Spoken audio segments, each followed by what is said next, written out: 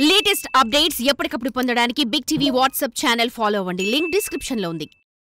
రాష్ట్రంలో ప్రభుత్వ హాస్టల్తో పాటుగా ప్రభుత్వ పాఠశాలలో కూడా ఇటీవల కాలంలో ఫుడ్ బాగా లేదంటూ పిల్లగాళ్ళకి పాయిజన్ అవుతుందంటూ మరోవైపున రాష్ట్ర ప్రభుత్వం సైతం కూడా కన్నెర చేసిన నేపథ్యంలో దీనికి సంబంధించి చాలా వరకు కూడా సీఎం రేవంత్ రెడ్డి యొక్క నేతృత్వంలోనే ఫుడ్ కమిటీ ఏర్పాటు చేయడం కూడా జరిగింది. ఫలితంగా చూసుకుంటే మాత్రం ఇప్పటికే ఉన్నతాధికారులు మొత్తాన్ని కూడా ప్రత్యేకంగా ప్రభుత్వ పాఠశాలలో కావచ్చు, మరో విధంగా కస్తూర్బా హాస్టల్స్ కావచ్చు, గురుకులాలు కావచ్చు, బీసీ గురుకులాలు కావచ్చు, ఎస్సీ హాస్టల్స్ కావచ్చు, ఏ హాస్టల్స్ అయినా సరే అక్కడ చదువుతున్న విద్యార్థులను తమ బిడ్డలుగా చూసుకుంటూ వాళ్ళ బిడ్డలకైతే ఎలాంటి ఫుడ్ వసతులు కల్పిస్తారో అదే విధంగా కల్పించాలంటూ చెప్తున్న నేపథ్యం అయితే ఉంది. మొత్తానికైతే ఈ ఖమ్మం జిల్లాలో కూడా ఇప్పటివరకు కూడా అంటే ఉన్నతాధికారులు ఉదయం నుంచి కూడా హాస్టల్ బాటలు పట్టిన నేపథ్యం అయితే ఉంది. అయితే మొత్తానికి ఖమ్మం టౌన్ పరిధిలో ఉన్నటువంటి కస్తూర్బా పాఠశాలకు సంబంధించి ఇప్పటికే డిఈఓ సోమశేఖర్ శర్మ కూడా ఇటీవల హాస్టల్కి వచ్చేసి హాస్టల్ ఉన్నటువంటి ఫుడ్కి సంబంధించి ఏర్పాట్లతో పాటుగా సరుకులు, అదేవిధంగా రోజువారికి పిల్లలకు వండి పెడుతున్నటువంటి మొత్తం స్టోరేజ్ కూడా పర్యవేక్షిస్తూ పరిశీలించే నేపథ్యం ఉంది. మరోవైపున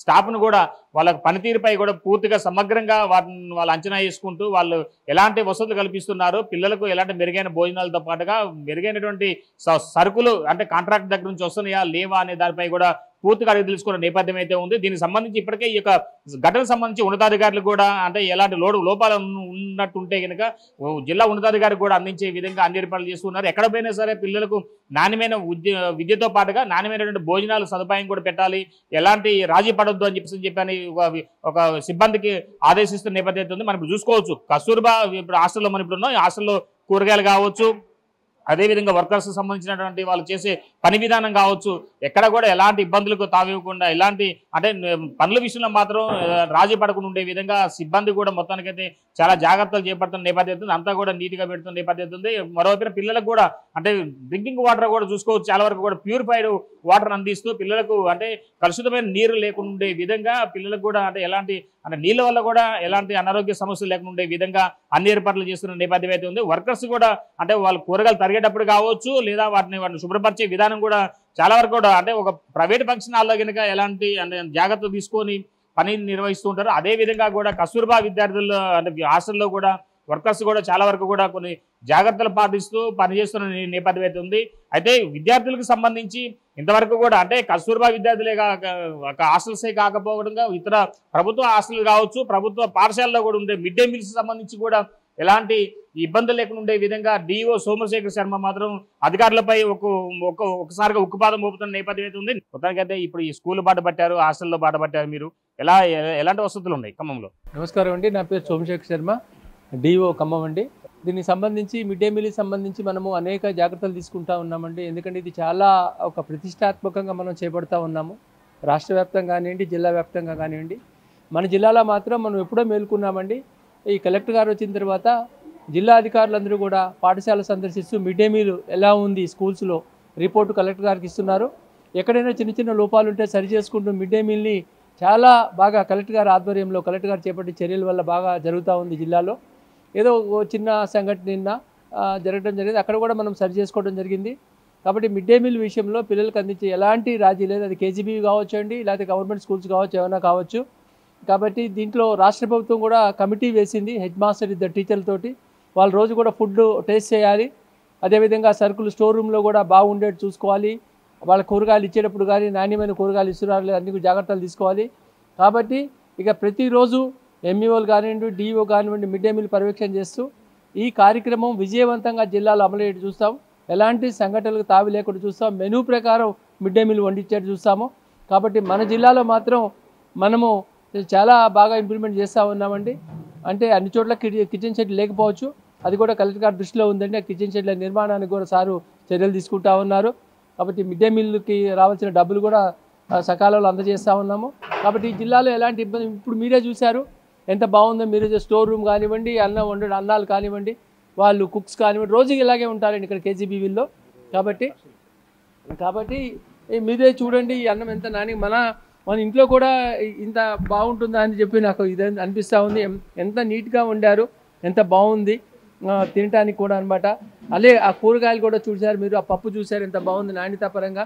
కాబట్టి నాణ్యత విషయంలో ఎలాంటి ఇది లేకుండా మేము చూసుకుంటా ఉన్నామండి. ఆ వాటర్ ప్లాంట్ చూశారు, అన్నీ చూశారు. కాబట్టి అన్ని కేజీబీవీలు ఇదే రీతిలో కొనసాగుతూ ఉన్నాయి. అన్ని గవర్నమెంట్ పాఠశాలలు కూడా ఇదే విధంగా ఉన్నాయి. ఇది చూడండి, ఇది ఉండే కూరలు కానివ్వండి ఎంత నాణ్యత ప్రమాణాలు పాటిస్తూ ఉన్నారు. శుభ్రంగా పిల్లలకి మంచి పౌష్టికాహారాన్ని అందజేస్తూ ఉన్నాము. కాబట్టి ఈ జిల్లాలో మిడ్ డే మీల్ విషయంలో ఎలాంటి రాజీ లేకుండా మేము సమర్థవంతంగా నిర్వహిస్తూ ఉన్నాము. ఇప్పటివరకు ప్రభుత్వ స్కూల్స్ ఎన్ని ఉన్నాయి? ఏ స్కూల్స్లో మిడ్ డే మీల్స్ ఎంత అంటే పర్ డే ఎంత ఖర్చు వస్తుంది? 1155 స్కూళ్ళల్లో మిడ్ డే మీల్ అమలు చేస్తూ ఉన్నామండి. 66,000 మంది పిల్లలు ఈ మిడ్ డే మీల్ తీసుకుంటా ఉన్నారు. ఈ ఖర్చు అనేది ఒక 6 నుంచి 10వ తరగతి పిల్లవాడికి మనం ఏం చేస్తామంటే ₹10.67 ఇస్తామండి. మళ్ళీ ప్రైమరీ స్కూల్స్లో కొంచెం తక్కువ ఉంటుందన్నమాట దానికంటే. కాబట్టి వాళ్ళకి రావాల్సిన డబ్బులు కూడా సక్రమంగా అందజేస్తూ ఉన్నాము. దాంట్లో ఎలాంటి ఇబ్బందులు లేవండి. మొత్తానికి కస్తూర్బాలు ఎన్ని ఉన్నాయి? కస్తూర్బాలు విద్యార్థులు ఎంతమంది ఉన్నారు? 14 కస్తూర్బాలు ఉన్నాయి. దాదాపు 3,700 మంది దీంట్లో అమ్మాయిలు విద్యను అభ్యసిస్తూ ఉన్నారు. కాబట్టి 2 ఒక యూఆర్ఎస్ ఉందండి, 2 మోడల్ స్కూల్స్ ఉన్నాయి.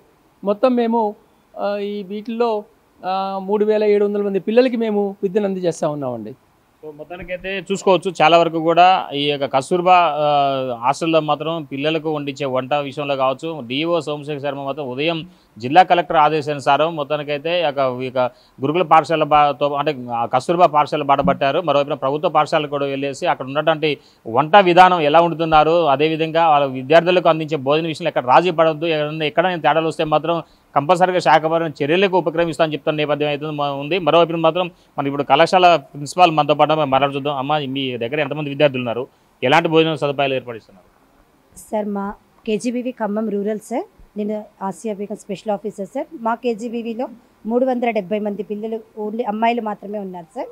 వీళ్ళకి మనము గవర్నమెంట్ అందించేటటువంటి ప్రతి రకమైనటువంటి సరుకులు స్టోర్ ప్రొవిజన్ పూర్తిగా నాణ్యమైన సరుకులు మాత్రమే వస్తున్నాయి సార్. మాకు మార్నింగ్ లేచినప్పటి నుంచి మిల్క్ దగ్గర నుంచి మొత్తం కూడా టెండరర్సే సార్. అందరూ టెండరర్స్ మాకు చాలా మంచి సప్లై ఇస్తారు సార్.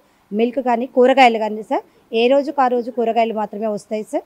బాలేని వాటిని గ్రేడింగ్ చేసినా కూడా మాకు టెండరర్స్ చాలా సపోర్టివ్గా తీసుకొని వెళ్ళిపోతారు సార్.